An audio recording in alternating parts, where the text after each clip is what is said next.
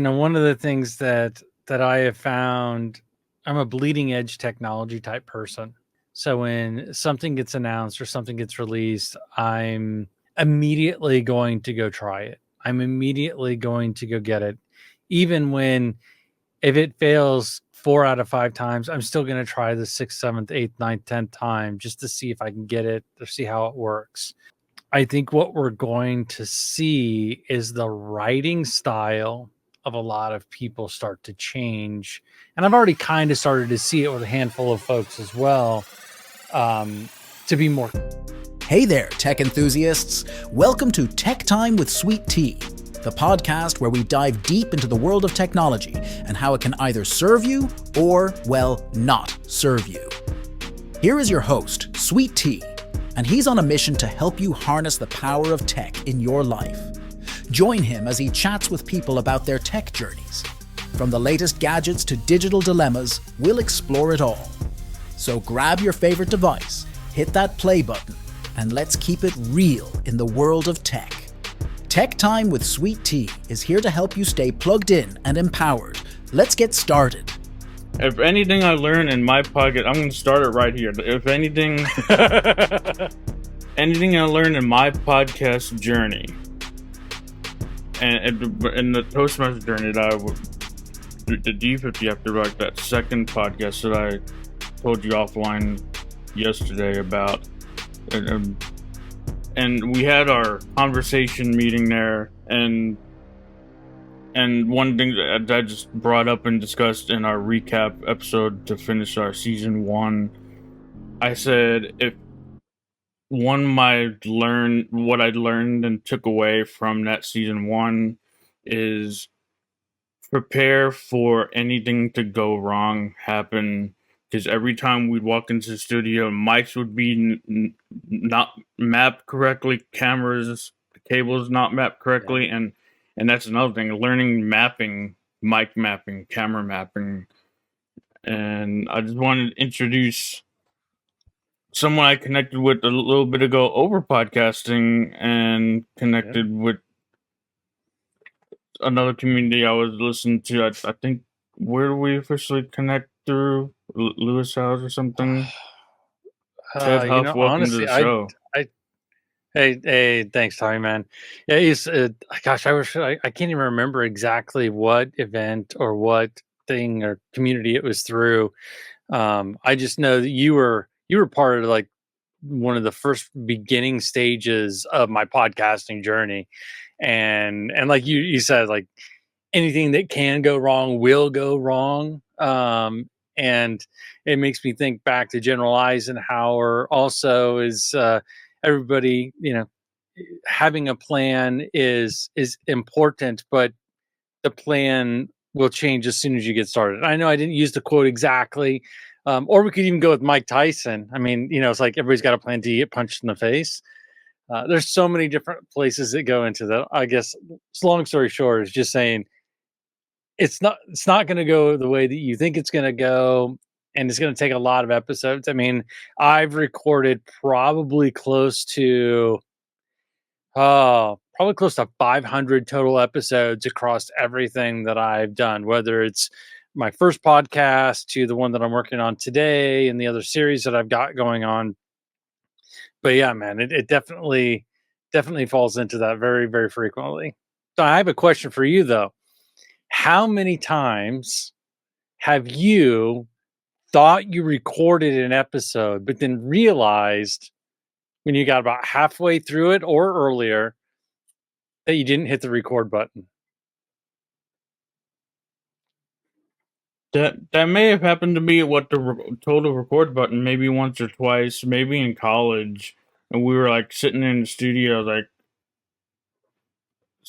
and that takes you back actually a little bit, going back to the college studio, recording the shows, and we're starting the show that we're recording for a class, and someone came over the loudspeaker in our headsets, because I was the director or producer in the headsets. Are we recording? Oh man, we gotta take it from the top.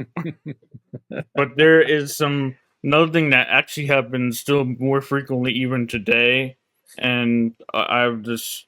I actually have this tucked away because I had it to be ready for an event. The A10 Mini Pro that I know you have one too.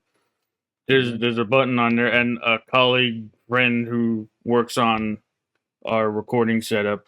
He's always like making sure this mic button's on that the audio board goes into, and it takes me back to that happens more frequent. Like I said a minute ago, is make sure you hit we that happened to me once or twice as well. We recorded we getting video but no audio because the soundboard is not being captured on our content. So that Mhm.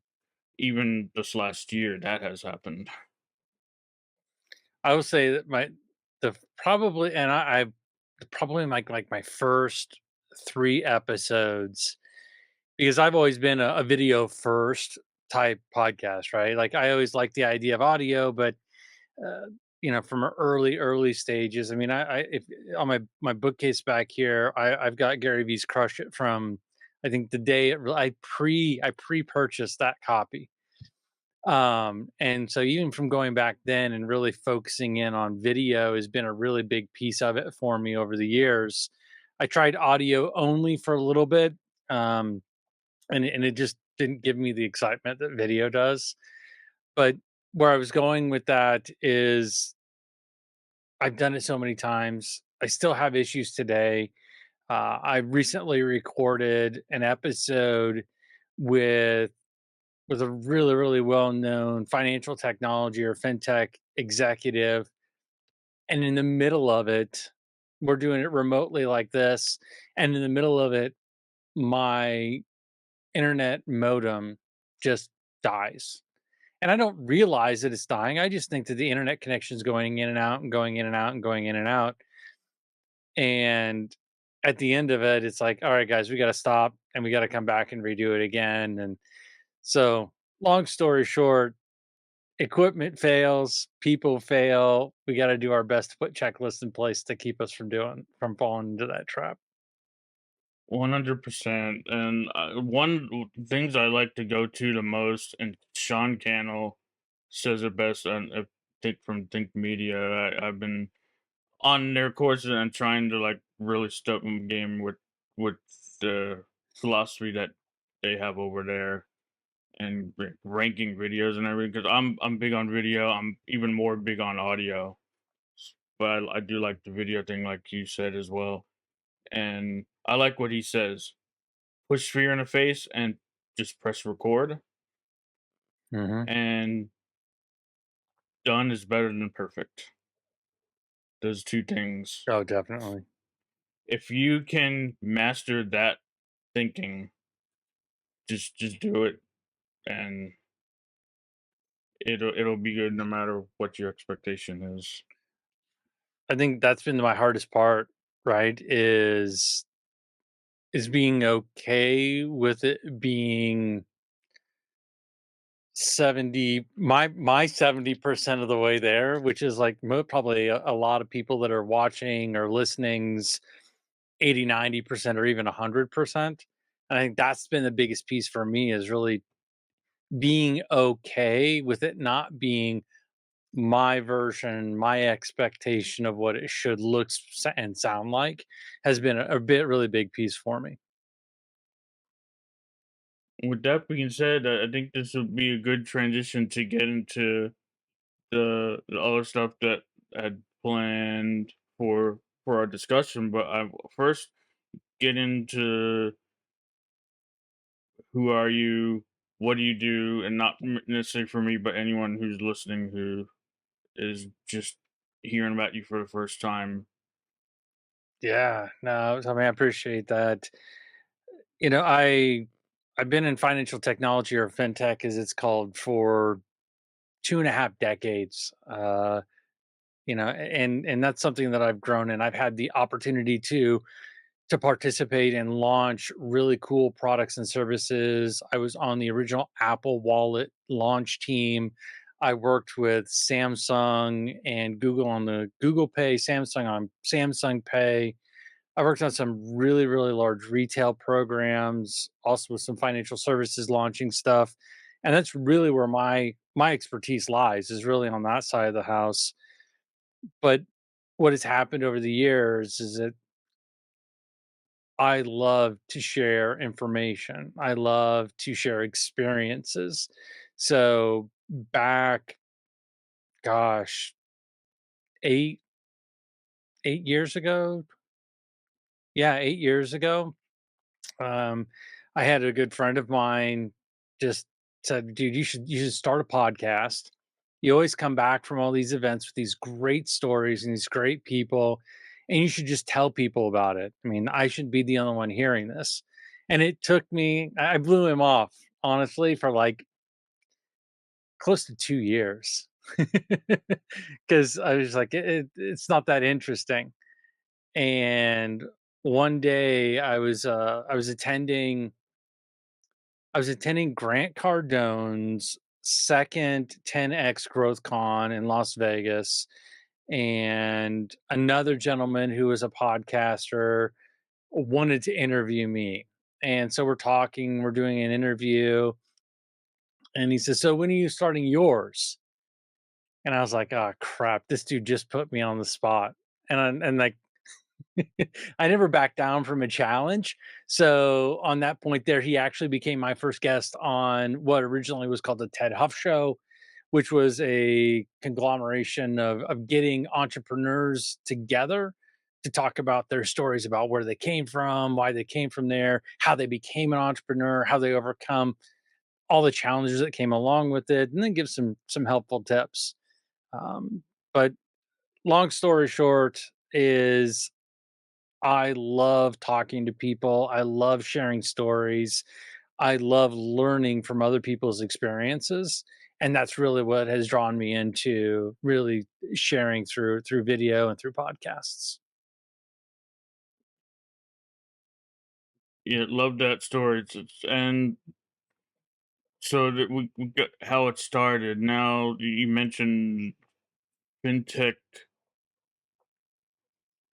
Confidential is the show now.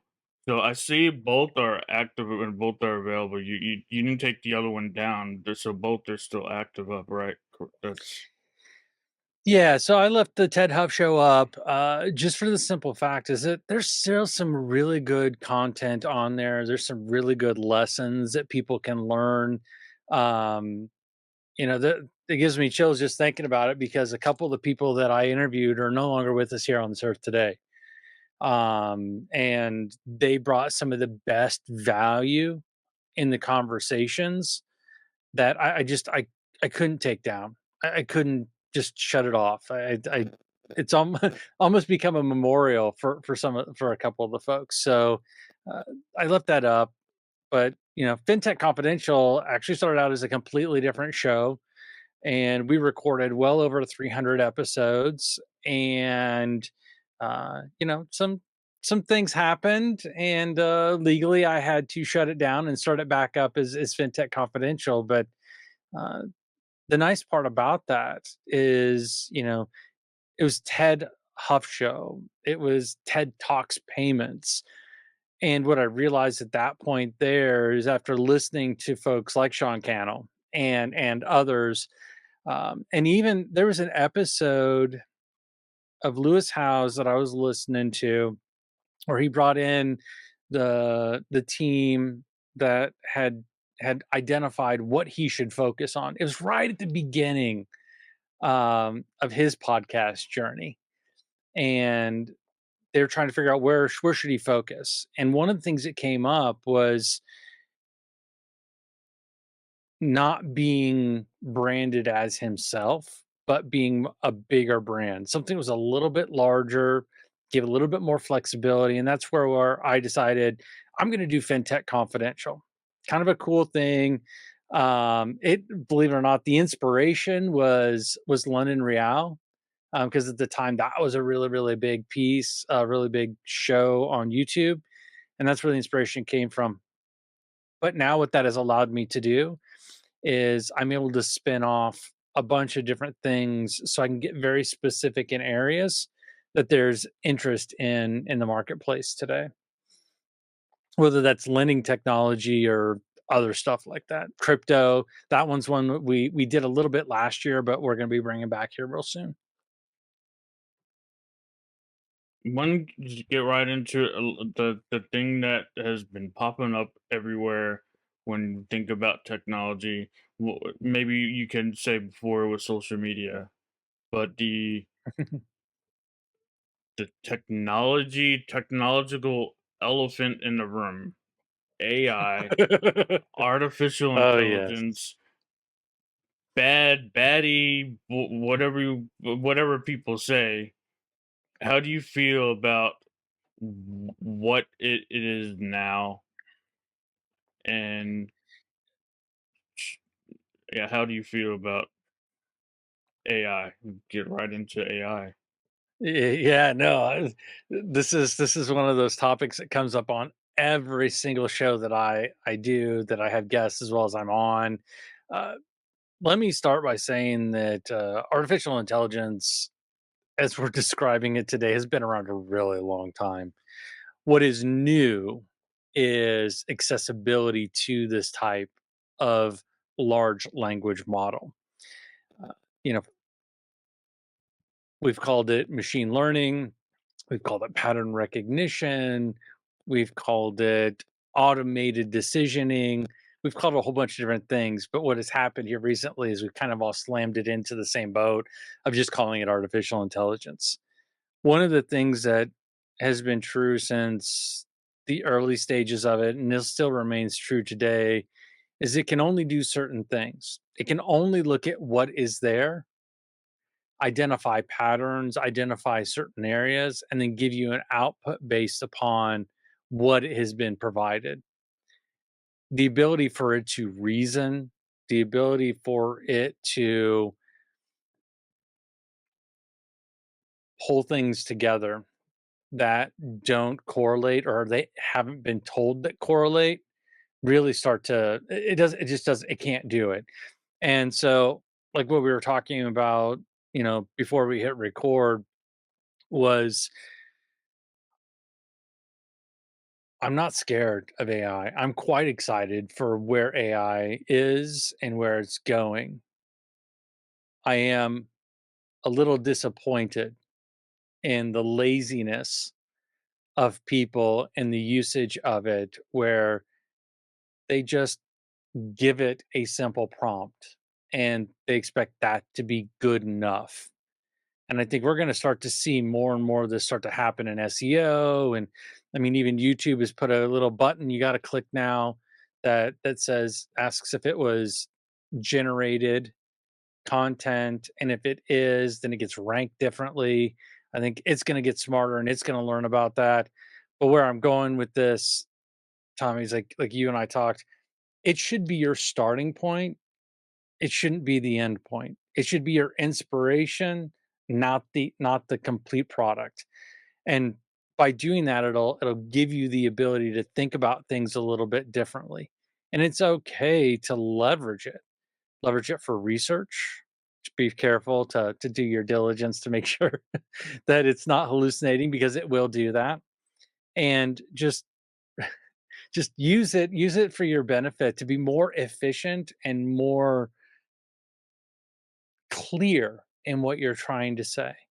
Because there are a lot of times, and I know you probably run up against this too, is you're like, I know what I'm trying to communicate. I just can't figure out how to say it.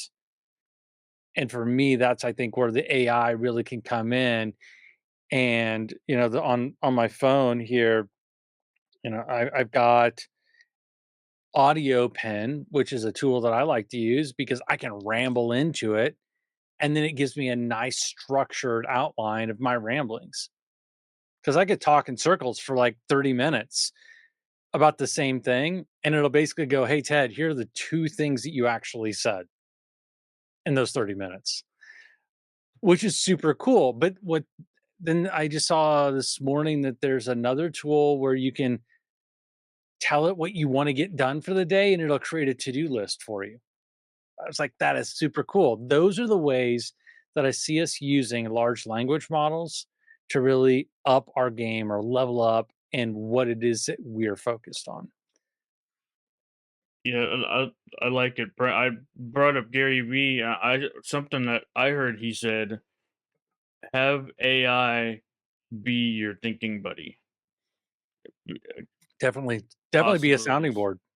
Thinking sounding board to reflect things back on you and your thinking partner. And I'm curious, people are scared of it to excited. You love AI. Can we help support people get from being scared of it to being excited about what it can do for them? So I think that the biggest piece, and I had an episode that we released in December, I think it was, where we were talking about AI, and I had a couple other folks on talking about it. And the one thing that I took away from that episode is when you don't know what it can't do, you think it can do everything. So what I tell people is figure out what it can't do. What are the things that it cannot do? And really look at that. And then after you figure that out, start to look for how can it help me do these things? And it's going to continue to evolve. It's going to continue to provide more and more value. But when you understand what it's not able to do, you're going to better understand how to leverage it going forward. And of course, it changes. One of the big things that we had a debate on the episode with was regulatory from a governmental perspective of what it can, how you can use it, how you can't use it. Uh,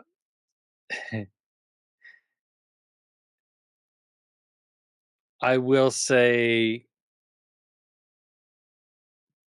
your information and your data and what you do, how you do it, when you do it, where you do it has not been private for a really, really long time. So worrying about whether or not the AI knows any of that information, we're about 2 decades late for that.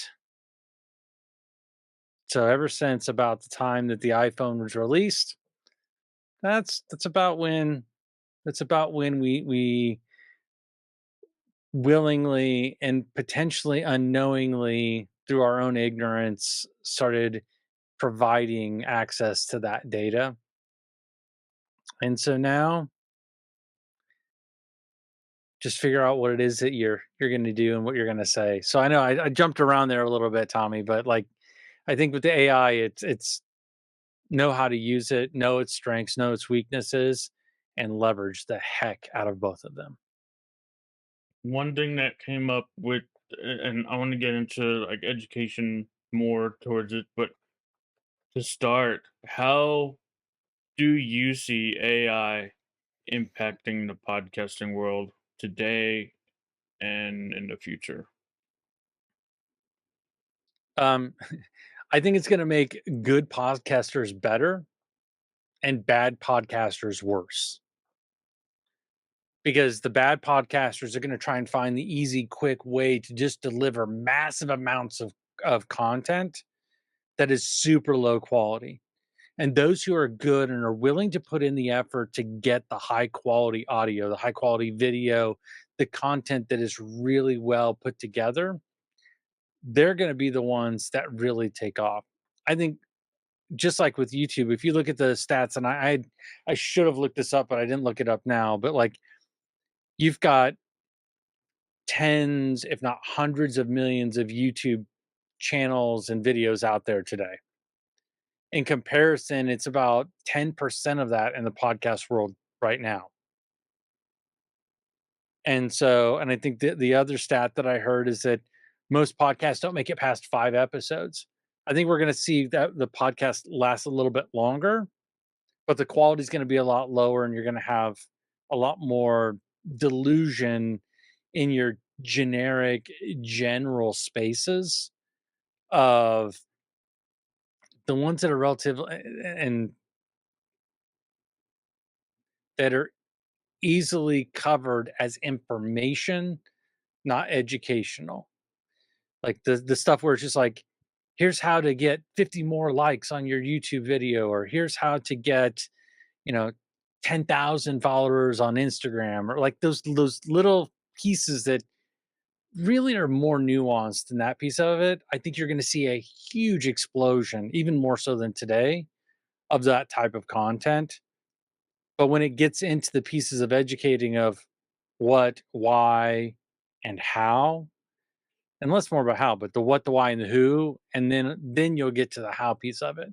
Because right now all we're hearing is what and why, really not who, and really not how. Yeah, don't get too much into the tyranny of house. Shout out Tony Robbins. Had to throw that in there. And one thing that actually surrounding this season two, I mentioned of that the podcast I do for Toastmasters, and we've been going a month, one episode a month, and someone reached out to us with uh, they've they've been doing a podcast. They said, I think if you level up this, do that, get to maybe 50 in a season, 50 episodes. That's one a week, 52 weeks in a year. And talked about you do all these things, and he talked about mentorship and offering up to the producer, which is me, mentorship. And he we talked about this today at an event we had earlier in the morning, and he's going to be connected to this person through mentorship, and it's going to teach me a couple of things that maybe I'm not doing, how I can do better on that, Mhm. and maybe even monetize to generate some revenue for our club, district, toast, whatever we do, and monetize a little better and generate some revenue even if we get to past a certain amount of episodes and everything. I think 50 or 60 is the max. What do you say Yep. to that? First on mentorship, and I want to take it to more towards education. Yeah, Find I someone who's think doing what you want to do, and then follow them, mentor them, ask a question. so. I think I was at a podcast event out here in the Phoenix, Arizona area 3 weeks ago. I think it was, or was it last week? It was last weekend actually, and you know it's really interesting that the guy used to work for Mr. Beast, and now he has his own thing, and he works with a bunch of uh, really successful entrepreneurs that are around the self development space. And some of the tactics that he was talking about, although he was doing, there was a free event, so just free event, but it was so advanced, and that's sometimes what my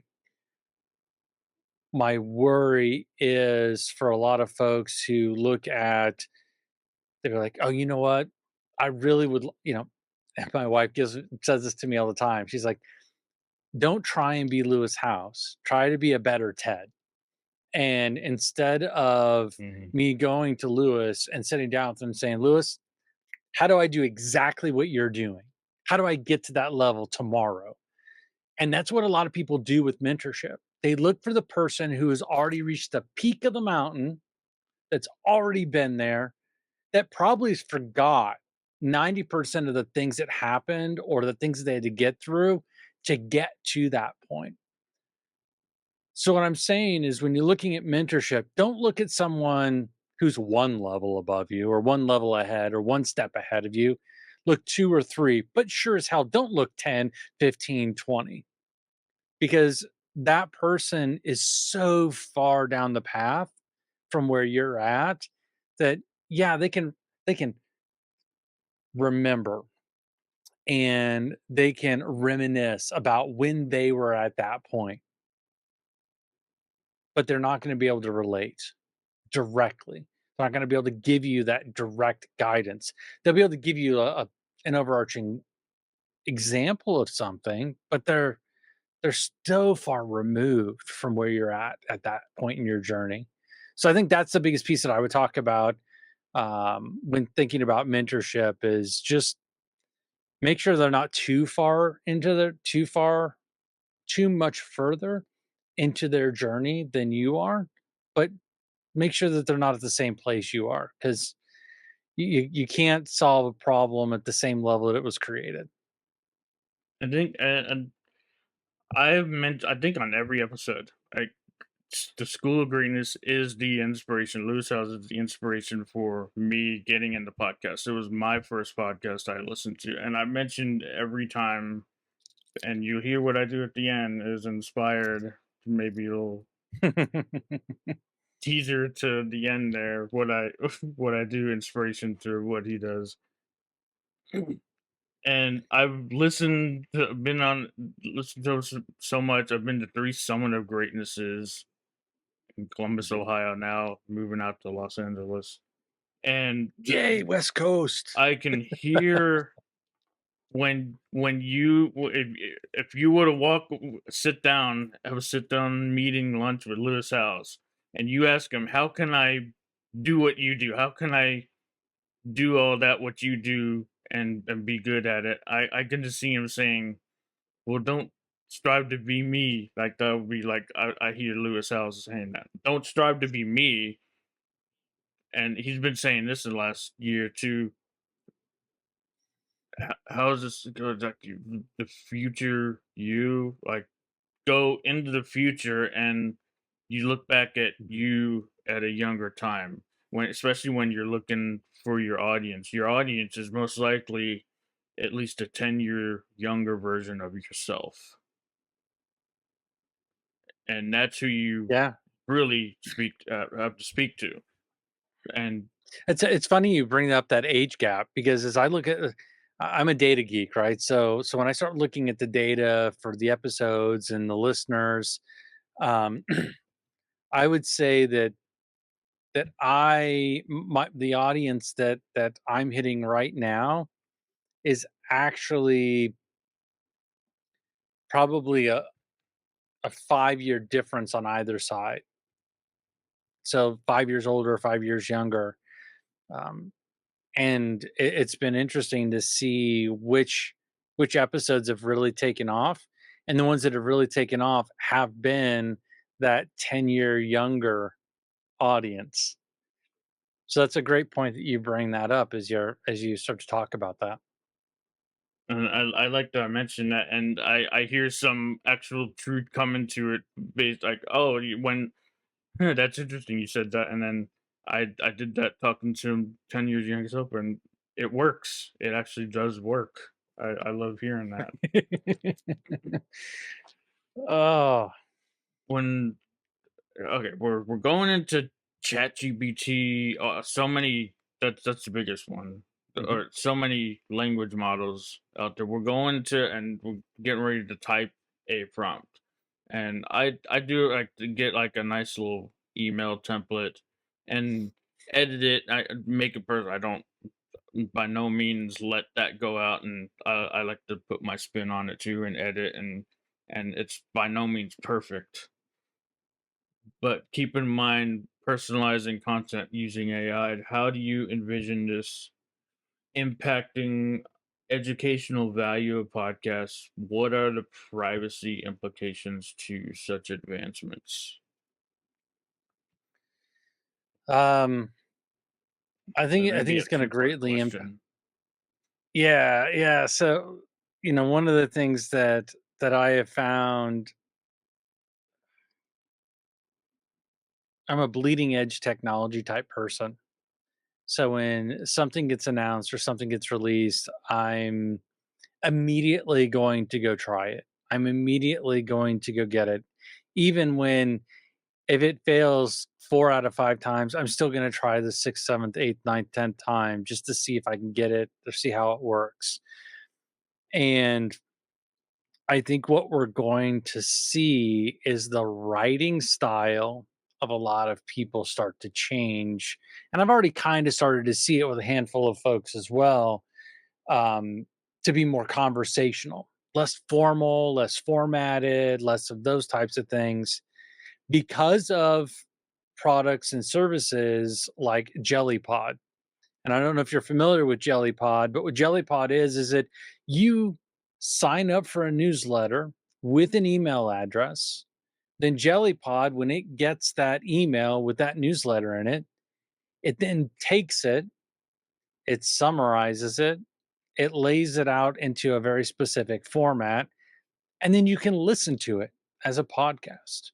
Like someone like myself, I probably sign up for, oh man, I probably have over 100 newsletters that come to me every day. Do I read all of them? No. Do I skim them? Mostly, but there's a lot of repetition. Well, with using something like a jelly pod, it actually does all that for me. And then it only brings up and summarizes all of the key points between all of it. So that daily podcast of daily information of what's going on, I think that's where a lot of the automation is going to come in play. I think that's where the written text will now become more important to deliver audio in a podcast format. But again, like I mentioned, that's information, not education. And so leveraging large language models and the vocal versions and the ability to recreate voices is going to be leveraged and it's going to be huge. Going to be huge. Now, what that does though is to keep in mind is that when you're using large language models to create your content for the most part, or you're using these audio sources, you can no longer copyright the audio. You can no longer copyright the content. It is now public domain. Now, there are people that have trademarked their name, they have copywritten their voice, they have trademarked and copywritten their voice as well as a an avatar of themselves. So there are things that you can do to protect yourself from other people using your likeness, whether it be visual or audio or written.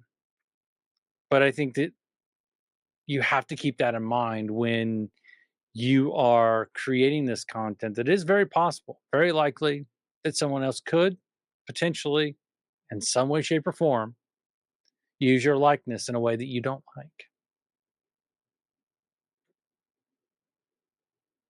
And I like, And I didn't say that to scare anybody, but it's the reality of it, right? But also keep yeah, in mind is it's that most of us aren't going to have to worry about it from any other aspect other than um, fraudsters calling up family members asking for money or calling you as if it's a loved one of yours or calling in. And I've actually seen this happen. I have a bunch of people in the fraud area that are personal friends, and the ability to social engineer a process using the voice replication is somewhat scarily, if they know enough, scarily easy. Like there was within a matter of, I think it was about 15 minutes, they were able to lock somebody out of their wireless account, their wireless account by pretending to be them. yeah. You hear the stories that's going across like the Facebook shares. The one particular where there'll be someone call you get a call from someone, which I don't I I do the silence thing unless you're contacting my phone. That's beside the point. But like you answer the call and they ask can you hear me? And the story they say is that, and I believe this to be true, that they can totally don't just say the one word answer. Say I can hear you, because what they'll have to turn around, they'll use that one word yes to replay and sign you up for something, and then they'll actually be again, and it's a way to scam you. Yeah, there's all sorts. I mean, if you even look at, and I hate to go down this like dark Yeah. tunnel, right? Uh, but But there's ways to if you protect post your, yourself is where I want to get at yeah, too. Like you yeah, mentioned yeah, a yeah, minute yeah, ago. yeah. So from a name and likeness side of the house, you can definitely protect yourself. Trademarking, copywriting, all that other fun stuff. It's not cheap. It's expensive. But unless you plan on making that your life's work and your living, probably doesn't make a whole lot of sense. Um, but when you start to look at from all the other fraud areas, really it's protect yourself by not using things that are easily identifiable. And I know this kind of goes back and oh, I was trying to think. Was I on a call? I don't know. I was talking to somebody just the other day, and they're like, "My password is 12345," and it took me back to the movie Spaceballs because that was his luggage password. But that's an example of using your birthday or a spouse or a child's birthday as a pen number, or using someone's name as a password, something that is can be directly tied to any sort of information or relationship that you have within your social circle, that if I were to look it up using any sort of the social graphs, if I was able to find it, then you probably shouldn't be using it as your PIN number, your safe word. Like, and I think about financial institutions, right? So when you call your bank, they're going to ask you for your name, they're going to ask you for an address, they're going to ask you for your PIN, they'll ask you for your access word. They may ask you for a social security number. Um, they may even say, "What car did you own in 2020?" 2020. What did you own in what car did you own in 2020? Like they have to get to that level of detail um, Mhm. to really protect people, and it's sad, it's true, but fraudsters are always one step ahead of us. So just do your best to protect yourself and make it as hard for them as humanly possible. It is absolutely something we think about, and it's good to bring up and discuss it. And think I would like to switch gears to something a little more fun. On the pre-call, you brought it up. I didn't mean to take us down that dark tunnel, man. I my fault. I brought up but I it's good, and but I want to switch to something a little more fun. On the pre-call, we mentioned yesterday that something that now I'm feeling. Oh, why am I been doing this all along now? You're let's just get right to this question that sparked this up. Can you share an example of how you used AI in your podcast to improve listener experience? Oh With the idea of man, I use it education so in mind. much. Yeah, I use it so much. The one thing particular I think is on the pre-call itself, you mentioned one Yeah. thing, and I think I want to start doing that too. There's other ways you can do stuff too, like Zoom as AI. You can do, but that was like I have a funny story on that using Zoom AI. It wasn't perfect, but what So you do in how necessarily in your pre-call. You mentioned it yesterday and on our pre-call with the idea of recording. You record all your pre-calls even. Oh, yeah, yeah. So I record everything. Um, I record everything, and especially, like, when I'm preparing to I do pre-calls for all of my guests, um, that are part of my primary series, and I'll sit down and have a conversation with them, really walk through, help them understand everything that's going on, and then what I'll leverage is I'll leverage that conversation as a means to ask them a handful of questions that maybe I'm curious about, and I wanna see how they respond or what kind of information they get it so that I can understand their style. But by recording that, now I have the transcript. I can leverage that transcript to say how because I've already got my questions for the episode, right? So once I've got all that, then I'll ask AI, I'm like, how can I best ask this question based upon the transcript or audio file from fill in the blank? And then I'll give it that data. And a lot of times what it'll do is it'll come back and it'll say, ask it this way. And then I may not like it, but there may be other things where I'm like, how do I get this answer to this question? Or how do I get the most in depth or unusual question or answer to this question? And I always leverage that pre-call information because it allows me to bring in their personality, use words that they were using so that it starts that ball rolling into a place where they feel confident and comfortable with their response. Is that what you're talking about, Tommy?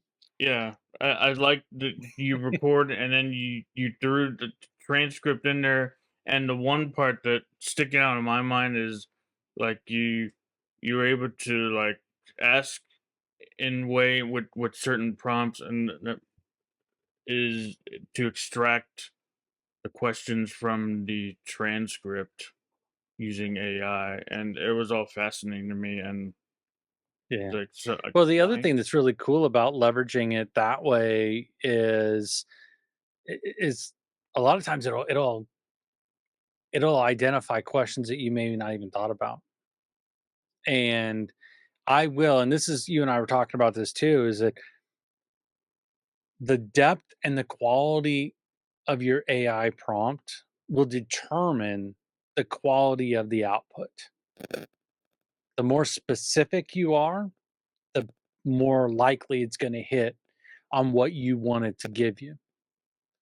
So if I want a certain emotional reaction or I want a certain flow of an episode, I have to tell the AI that that's what I want. It's not going to figure it out for me. It's not a mind reader. It is literally just a pattern tool that is going to find the patterns and respond back the patterns in which I asked for. So I think one that's a big piece that a lot of people miss out on. funny story what it said we're on I think it was just like a schedule. We're talking about a specific episode we were planning getting. We're setting up a shoot, scheduling a shoot with our assistant researcher that does a lot of research for the show and everything, which is that works out great. Someone have people that can do specific tasks. That's when you're building a team. That's just like team building. Tip on team building. And we're in this call, and we were in Zoom. I turned on that AI function and using it. I'm going back and reading it, and it made me laugh because and it's making you realize you said we're not clear on certain things when we talk about things. We leave details out when we're Mhm. like unintentional. A lot of times we leave details out. AI is picking up on everything we say, and the AI will our host will bring up another name because it's crossing details. We're not speaking in the detail because AI is just it's Yeah. as smart as you input everything in. and without that extra detail input, it'll get a lot of things wrong. With but that's where it comes editing, and just be aware it's not perfect, and it may take several Oh yeah, tries to but get a response to that. it's so funny you mentioned that because as I'm sitting here thinking, there's a meeting that everybody agreed to be recorded on, and someone had made a comment, "Hey, you were supposed to send an email that had all this data in it." So using the AI, I pulled in the transcript and the audio file, and I said, "Please find the point in the conversation that an individual asked another individual to deliver an email with this type of a subject." The response I got back was that that request was never made. Here's a similar set of requests that were made during the call, but do not match exactly. So I get it and I see all of that stuff and I start to go back. I go back to the transcript. I'm like, it had to have missed something. Like it had to have missed it. And then I look into it. Lo and behold, they hadn't missed it, but the way that that person described what they said they did versus what actually was done were two totally different things. And I think that's the piece that we also have to look at as humans. We infer, like you were mentioning, we infer a lot of stuff, but we don't use our words to explain it. And it'll happen. It'll happen. Yeah, and that's one way we can actually use AI to better speak with more clearly, maybe, Mhm. and teaching us to speak English. English is one of the toughest languages. We're learning English every day. Still, we may be Oh fluent, yeah, but English is still a tough language. Maybe one more question before we get into some wrap up. no worries, man. And I like, what is there anything, as I'm listening, anything that I'm leaving out, missing, that I forgot that you feel should be brought up? I mean, I think we've hit on a bunch of different things. You asked me how I feel AI is going to impact socials. I think there's a shift in socials happening right now. Socials, YouTube, podcasting, content in general is, and I kind of hinted towards it a little bit ago, is the information, the short bites, the micro information pieces. Um, that's going to lose its luster. It's going to stop really being looked at as valuable because there have been such a flood of basic high level principles that you're going to start to see. And I think we've even started to see this in some of the comments and some of the analytics around YouTube, as well as TikTok and Instagram, is that we went from being 15 seconds, then it was 30 seconds, then it was a minute. Now we're looking at 3 minutes on the socials. But when you get into YouTube, the things that are 26 minutes plus are some of the things that are getting the highest amount of traction today. So I think what we're starting to feel is that people are like, it's not enough to get these quick hits. I want to understand more in depth. And I think that's the direction that you're starting to see. It's okay to break it up into small chunks. It's okay to break it up in small chunks, but you can't just stop with the the sound bite. You can't just stop with, here are the 5 best things that are happening. You have to follow it up. And you and I kind of talked about that during the pre-call as well, is you have to tell somebody what to expect, then explain it, explain why, and then go into the details. And what we've been doing so far in the last couple of years, really in socials, is like, here's what you need to know, and then we stop because that's what gets the clicks, that's what gets the likes, that's what gets the shares, that's what gets the laughs. Are those quick pieces? It's all that backstory stuff that I you're going to see start to really, really pick up. And those who learn how to use AI to really hone their craft in that side of it are going to be the winners. Things like I'd like to, and I'd like to like. I've been an active member of Toastmasters. Another thing I like to plug any chance I get. I grew up with Toastmasters, so And like that was as a kid. I think I was 10 years old going to Toastmasters with my mother. I've lived and been taught the principles of Toastmasters for so many years that it's a great organization and definitely helps a ton of people. It's just not my passion, so I don't continue to go. hmm the one thing that and it may not be Toastmasters too. It's just a speaker. You listen to a speech intro. Mhm. It, what happens in the first part of the speech? It's like it's content. It's whether it's a person on stage or a person behind the camera or in front of the camera. Mhm. The intro.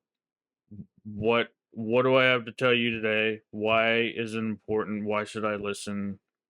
And stop and then go into the detail Yeah. into the body. It's same principle Uh, across all ways of But communication. we've been skipping the last 3 steps for what, 2, 3 years now? If you look at the way that the content has been generated in a lot of cases, that's the mass amount of it has just been that step 1. It's step 1, that's it. And I'm seeing and hearing the desire to go to step 4, step 5, step 6, and that's where I was going with that. hmm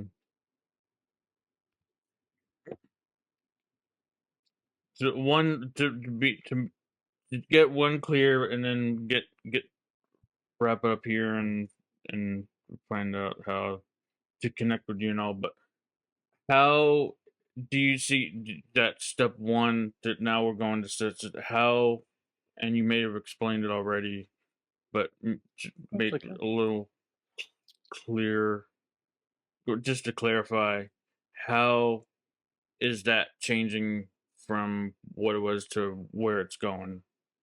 Just take Yeah, like you actually have to know. Yeah. from step one to like now we're on step 6, 7, and 8. Yeah, the big piece that I'm and hopefully I'm answering this the way that you're looking for is, uh, it's no longer just the hook, right? Step 1 is the hook. Now you have to follow up with the hook of what, why, and for who. And after you've done those 3, then it's your obligation to deliver the how to get that outcome that you delivered at the beginning of the hook. And that is where it's going. Whether it's a series of other pieces of content, whether it is a long form piece of content, however you deliver it, the the new phase, new stage is going to be going all the way down to how do I achieve the first thing that you told me about in a way that is applicable? Because we have a lot of here's here's an idea, here's how I think you should do it, but it doesn't have that applicability. Wow, that was hard for me to say. The applicability of that beginning piece. You kind of just get this genericized, homogenized, just boring blank delivery and journey. And people want the journey, people want the experience. And I think that's where the experiences are gonna be key and key and key over and over and over again. So what I'm hearing you say is how you have to open with not just what it is and hook them, and who it's more detail. It's added more detail. Do you think it's or Mhm. is it in the same amount of time as I think 9 seconds, or it just does that like keep going as long as you Yeah. I mean, engage in it? so the last study that I read, our attention span's about 15 seconds. So within 15 seconds, you got to tell them what, why, and when. Hmm. And I think that's when you're doing the hook, when you're doing that initial 15 seconds, you've got to tell them when they're going to get the outcome. Like when are they going to get that information? Because if they if they feel like they're not going to get it at all, or maybe not get it now, or maybe sometime in the future without any clear definition, that is something that will turn off people really really fast too.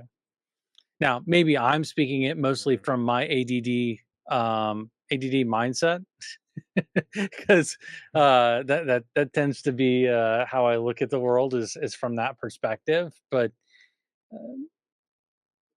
if you can get somebody to hyper focus on it after you've hooked them, that's that should be your goal. That really should be your goal is to hook them so that they become hyper focused on getting to that final part of the journey. A goal, maybe to have someone that want to turn your episode on the YouTube app on the stream box or something and sit Yeah. down on the couch because they what I hear from others in the area that they tend to like sit through the whole thing when it's not just on their phone. If they're on their phone, you can just easily scroll to the next thing or click on the next tap on the next Well, object, click away. so the way that and I guess I take a lot of the thoughts from the way that I behave as well. Because for me, if in the first 30 seconds to a minute, if I'm on my phone in the first 30 seconds to a minute, I feel like I'm going to get value out of it. I'm going to save it to watch later. And then when I get down to the couch or I get into where next to the TV, I'm going to pull it back up. I'm going to go to my watch later and I'm going to find it. And I'm going to watch the rest of it. I'm going to watch all the details. But if I in that first minute or so don't feel like you're going to provide me any sort of information or value, then I just kind of I scroll to the next. I think that's the pieces. You're going to get discovery at the phone in a lot of cases, and the follow through happens on the larger screens. I mean, I remember I was designing mobile apps years ago, and the hardest part for us was to start on a desktop that has all this screen real estate and all the different cool things you can do, and then distill it down to what is it that we want to deliver on the mobile experience, because we can't give everything on the mobile experience. It just doesn't work. And so that was one of the chances that I learned how to just keep cutting, just keep cutting, keep cutting it, keep cutting it, keep cutting it. And as I'm hitting my microphone here, uh, but just keep chopping it down until you're down to that most important thing to be done, that most important thing you want them to do, the thing that you want them to learn. So you have to really, I guess that's kind of where I'm going. Is like get down to what it is and then provide them the confidence that you're actually going to be deliver on it. And then when they do actually follow up, actually deliver on it. Because if you don't deliver it on it, then they're never coming back. A good point. On Get about the save features that you can save and or watch later. My habit, for me personally, what I like to go into followers list, subscription lists, and see the latest what people are and seeing the latest stuff, and just and I follow. Sometimes I'll go on to they call it now the for you pages now. But I like to go on to actual following and updates on just who I'm following, and you'll see also the latest stuff what they're doing. Click on and find something I like from them. But watch later, But when you're save. doing That's a good point well, too. as you're doing that though, you're training the algorithm to the things that are important to you, right? Hmm. And it's very, very, very important to really. I'm going to say this because I found this out very interesting as I was sitting down with someone as we were talking about it. That going through and cleaning up your watch history in YouTube will actually help you see more of what you want to see. So if you delete stuff out of your watch history, you'll see less of it. If you want to see more of it, you leave it in. It's kind of interesting, by the way. So they use I know they use a bunch of things, watch history, and not able to think of everything, but I know it's Watch what's history, this? length of time, frequency. Did you fast forward it? Oh yeah, Did you how long you pause spend it? on content. Yeah. Yeah. Yeah, there's all sorts of fun stuff in there. Did you click on the description? Did you click on the links in the description? There's a lot of stuff that they track, but really it's really just to give you more of what you like. What you said in pre-call, like if they can find a way to track you and it doesn't even be on your phone too. We talked about that conversation. I immediately went to thinking when the aspect of tracking, right? Technology adds so many ways to track. But even if you walk in the store without your phone, I worked in the Kroger grocery store, and they installed customer monitoring system to know Mhm. when someone walks in, how long they spend in the store, how many customers are in the store, how they know how many registers need to be open and whatnot. So there's ways, and technology adds to go down that, not to really go down that tracking rabbit hole, but it's Yeah, AI.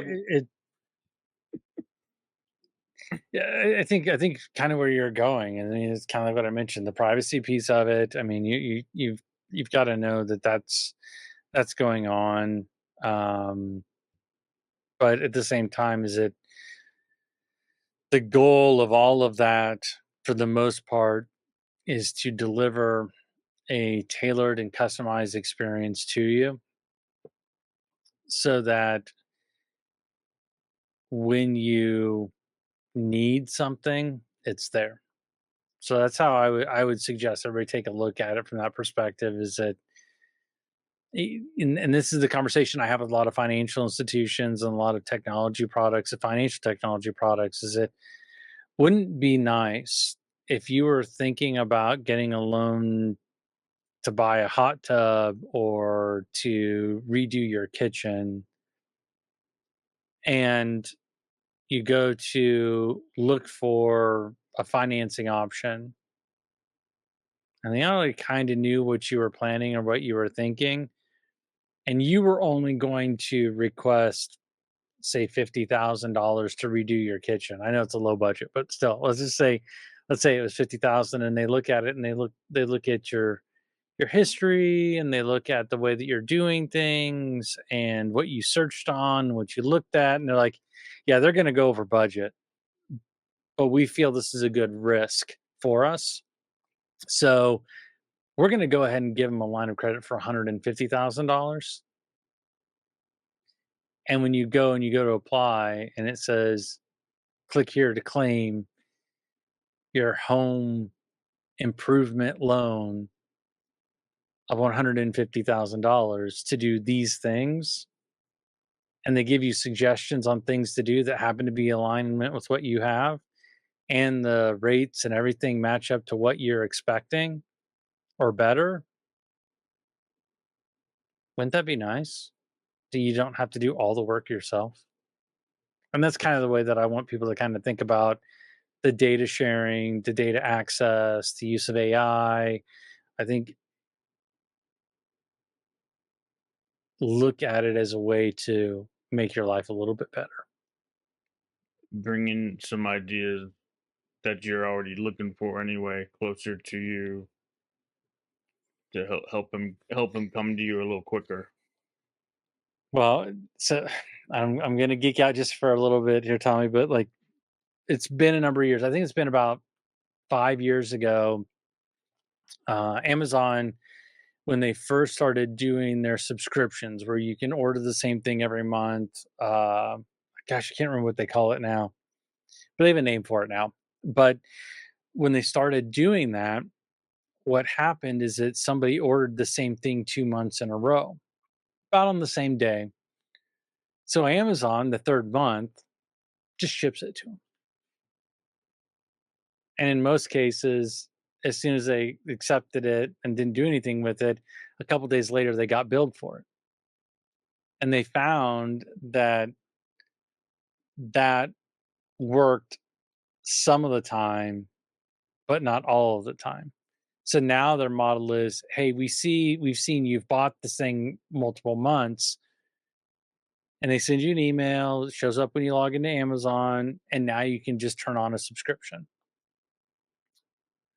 So they went from like, hey, if I just send it to them, they'll be happy that I sent it. They'll be so excited that they didn't have to think about it. But us as humans, we like to control a lot of things and how they get delivered, and they found that happy medium to taking the data they had, the behavioral aspects of it, and being able to offer it in a more convenient way and allow that person to make that choice.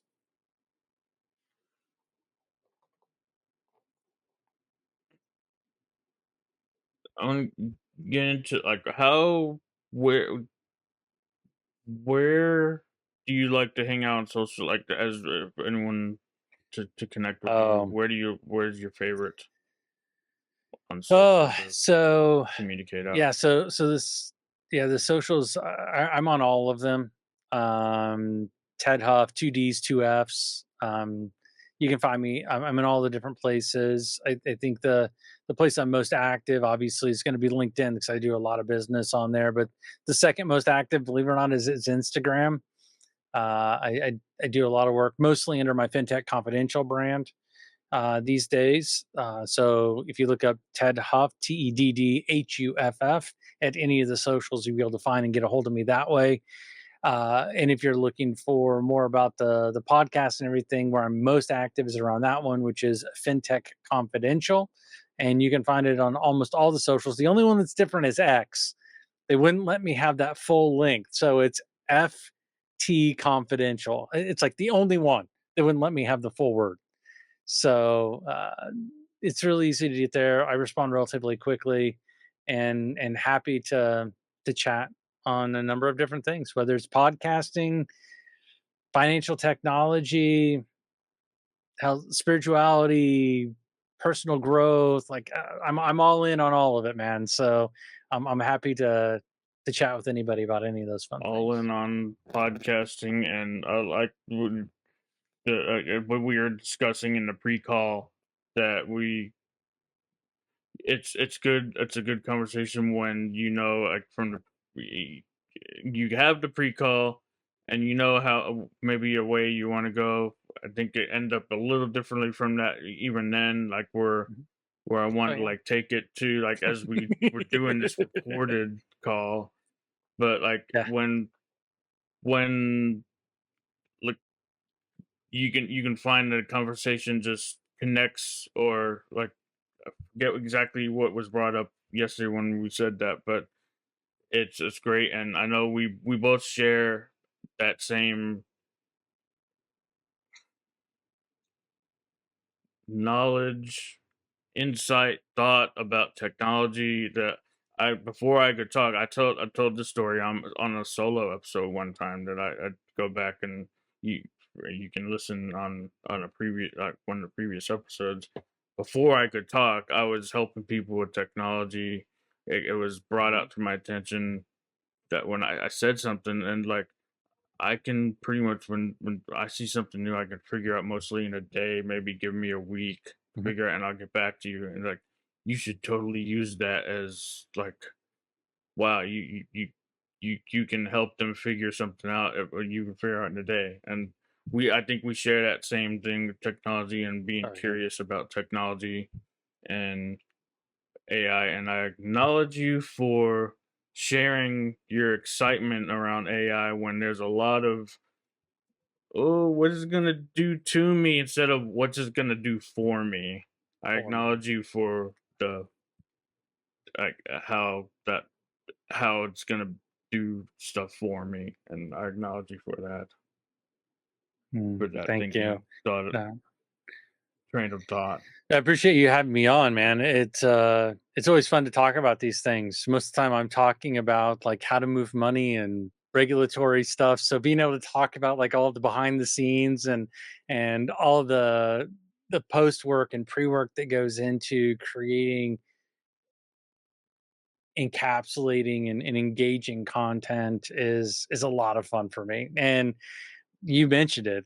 I'm one of those people, and this is something I've had to learn too, as a leader, is I learn extremely quickly, just like you're talking about. Like, I I don't need instruction books. I Mhm. may need like an overview, like here's where you find these sorts of things. But once that's happened, I'm good. I'm good. And as a I may need leader, the YouTube thing. Like is actually kind of helpful to me. I don't know if that's helpful for you too, but the manual's not so it much, like has you said. been. Yeah, yeah. I mean, YouTube's been helpful to help me figure out where to find stuff. And I think that's kind of where I was talking about earlier is is helping to be able to find it so then I could figure out how it works. And I mean, a perfect example is on my A10 Mini that I've got sitting here. Uh, there's a because I'm using the Shure SM7B microphone, I'm using a cloud lifter, I'm using a Zoom pod track that goes into the A10 Mini that comes off of my 4K camera that's right here that's connected in. Like you've got all these different pieces and parts, right?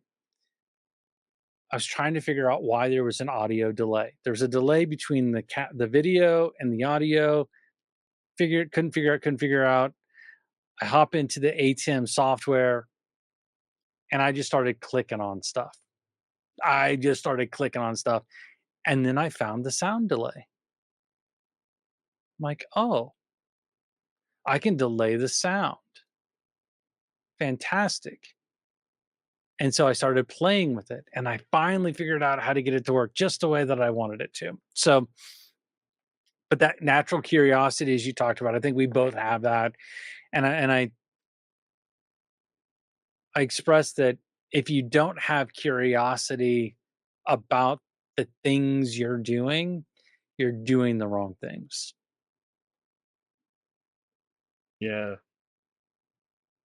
100% my thought exactly too. Love that. Something else before I wrap up 3 questions. Bonus questions. You ever School of Greatness, 3 truths kind of may remind you of that, but Oh. when it comes to our constant companions or computer or You mean these things here? these our friends, our little pocket friends. Smartphones, smart devices, what are 3 undeniable truths you've observed about the impact they have on our lives? Oh, break it down to 3. Okay. 1, undeniable truth is that it isolates us from each other. The second undeniable truth is it brings us all together. And the third undeniable truth is it changes how we communicate with each other. I love that. It does isolates us, then it brings us together in some weird way. I love that. Next, get into lessons. Three crucial lessons we should learn, maybe about handling these powerful tools we discussed Mhm. in this episode today. Tools responsibly and mindfully. Three lessons. Ooh. Oh, you're This is the Lewis House I coming will out in say that me. it's all right. It's all right. So, like, I will say that the data, the devices, and the access to the information is definitely one of my weaknesses. It is a huge weakness for me because I'm always wanting to learn. I'm always curious about something, somewhere, some way. And I think we have to be mindful of how much we depend on them. I think we have to be mindful of how often we use them.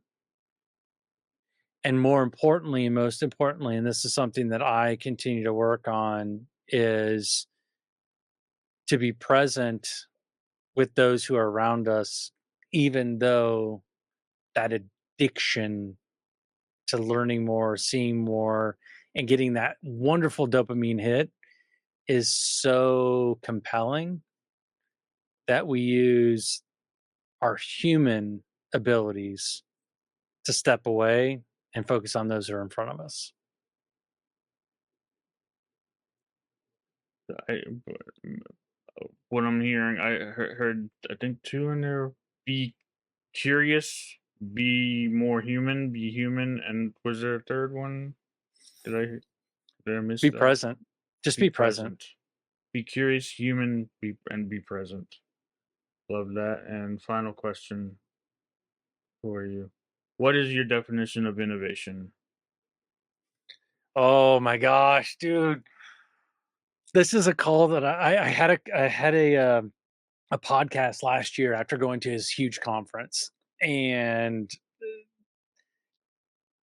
the guys came back to like there was no innovation. There was no innovation. Like the guys that I had on the show with me, it was during one of our series called Uncut, where it's raw and unfiltered. Like I don't cut anything out. There's no editing. The only editing is that I insert my sponsors into the episode, and I throw an intro and an outro. That's it. That's the only editing that happens. And we were talking, and they're like, there was no innovation at the event. Like, well, I disagree because to me, innovation is a progression. It's the next step. It is, and I can't remember who termed this who coined this term, and who we probably could coin it to a whole bunch of people, but if it is 1% better than what it was the last time that I saw it or last time that somebody used it, to me that's innovation. Because you have to look at things differently. You have to build on it. Innovation is a mindset.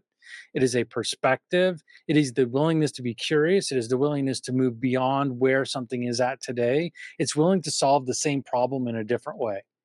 It doesn't matter how big or small the change is. It's about the idea of making it that much better, making it that much different, solving the problem that much better. It could be something really small. It could be something enormous, but just making it better, just that one bit better is what to me innovation is. Goal is to be better than you were yesterday. Yeah. That's an easy way to say it. Love it. That's what I heard. Yeah, that's love it. Thank you. We hope you enjoyed this episode as much as we did. It's always a blast exploring the tech universe with you. But alas, it's time to wrap things up. If you've got burning tech questions or just want to say hello, remember you can reach out to us on our website, social media, or drop us an email. We love hearing from you. And if you found this episode as electrifying as we did, please take a moment to subscribe, rate, and leave a review. Your feedback helps us keep the tech goodness flowing. Don't forget to share Tech Time with Sweet Tea with your fellow techies. The more, the merrier, right? As we sign off today, always remember that tech is a tool and it's here to serve you. So use it wisely, explore fearlessly, and keep it real in your tech adventures. Stay curious, stay connected, and keep rocking the digital world. Catch you on the next episode of Tech Time with Sweet Tea.